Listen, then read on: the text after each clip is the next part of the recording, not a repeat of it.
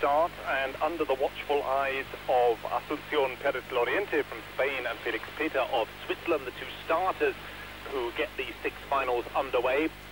The crews are now being called up by their nations from left to right, seen from the starters tower: Canada, Great Britain, the United States, New Zealand, Germany and Italy.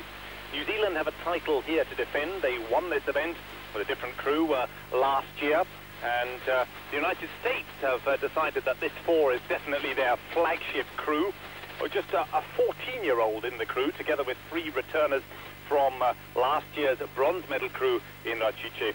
And Lucy Grinald, whose sister we'll see in action later on in a different boat, was also a veteran indeed of the 2008 World Rowing Junior Championship. So tradition there in the United States crew of bringing some people on very young and then keeping them on there in the crew. Mia Kronquist in the 2 seat. She turns 15 later this month. What an experience for a 14-year-old, and she's a very, very big, tall 14-year-old to be rowing already at that age at a World Rowing Junior Championship. 250 meters to go. They have now gone, and this race safely underway, and the United States are the first to show at what is otherwise a very closely bunched head of the field. Wir sind jetzt bei dem Vierer ohne der Frauen, und auch hier eine deutsche Vertretung mit Svenja Lemhuis, Karin Kiesewetter, Sandra Dinter und Claudia Henrich. Stuttgart, Kettwig und Hanau sind die Heimatvereine und Heimatstädte dieser Teilnehmerinnen. Ich habe eine wunderschöne große Fahne vorhin auf der Tribüne gesehen, dass irgendjemand Karin Kiesewetter mal sämtliche Daumen mal drückt. Ganz herzlichen Glückwunsch auch für ein schönes Design von dieser Fahne. Mal was anderes als nur eine Nationalfahne.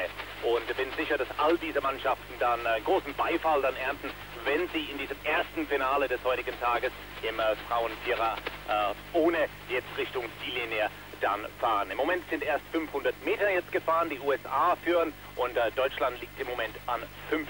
Position.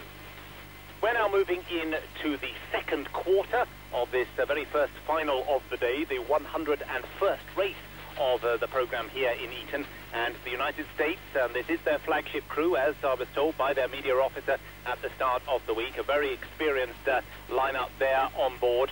And they've now found about a 3/4 of a length advantage over the all-black lineup in the lane next to them in lane 4. That's coming to try and repeat the achievement of their compatriots last year, winning this event in WRJC in the Czech Republic. Great Britain looking good at the moment as well, in front of their home crowd: Horn, Lamb, Merlet, Chitty and De Beer. And they'll be, I'm sure, getting a particular lift from the crowds as they come down to the line. And also very much in with a chance of the medals at the moment after about 800 meters. The Italian crew in lane 6, closest to the grandstand side. Strong overlap on them in the German 4. Slipping back, though, a little bit out of touch at this early stage, the Canadians in lane 1. Wir fahren jetzt über eine kleine Brücke, die einen der Verbindungspunkte zwischen der Nebenstrecke hier, wo man sich aufwärmen kann, beziehungsweise dann abkühlen nachher nach dem Rennen. Verbindung zwischen dieser Nebenstrecke und der Hauptstrecke sehen dann die Boote von oben, und es sieht wunderschön aus, wie so eine Pfeilspitze, typischer Formation in einem Finale, denn die schnelleren Mannschaften aus den Vorrunden, die kriegen die Plätze auf den Mittelbahnen. So ist es auch hier. USA und Neuseeland, die zwei haben die direkte Route ins Finale genommen, hatten also eine Tage Pause. Die Gästen konnten sich gut erholen, und die führen das Feld an, zusammen mit Großbritannien. Deutschland weiterhin an 5. Position nach 1000 Metern. Well, it was a day of a rest, or at least of some form of non-racing recreation for the United States and New Zealand yesterday, an advantage potentially for them over the rest of the crews, because they got to this final directly, whereas all the others had to fight again in the repechage.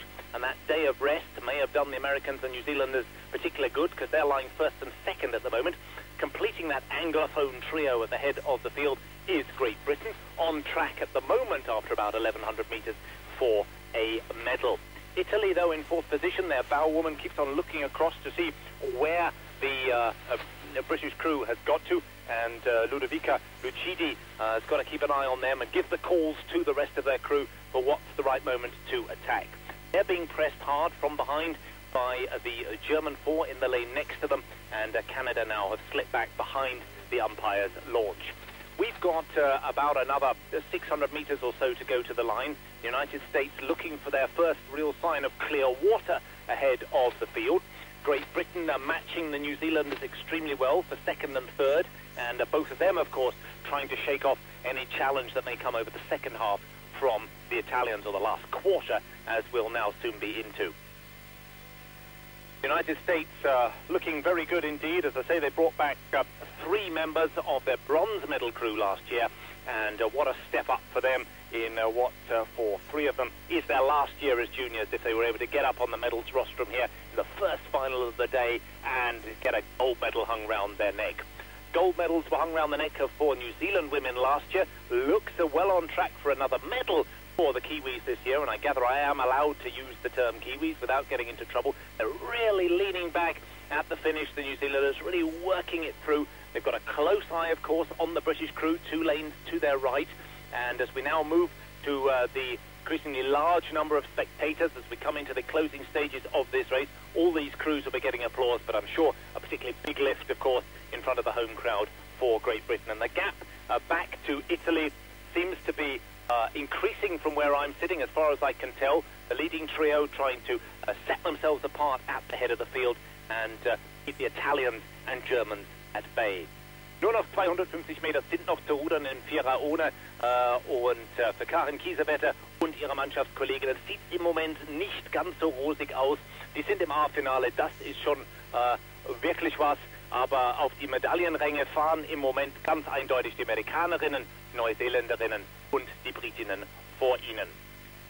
It's still that trio at the head of the field, nothing to choose for silver and bronze. It's all going to happen between New Zealand and Great Britain over these last 150 metres. What a cruel way to finish the race. You've been powering down for well over 1.5 kilometres, and then it all comes down just to the last few metres. Great Britain are lifting it up now in front of the big crowd at the catering tent, in front of the giant screen. They've suddenly taken it up a gear. What have New Zealand got in response to that? New Zealand pushing for bronze now, and Great Britain for silver. They've got an overlap on the Americans, but the Americans are going to get just in front, and we have our first new junior world rowing champions here this year. The United States ahead of Great Britain and New Zealand.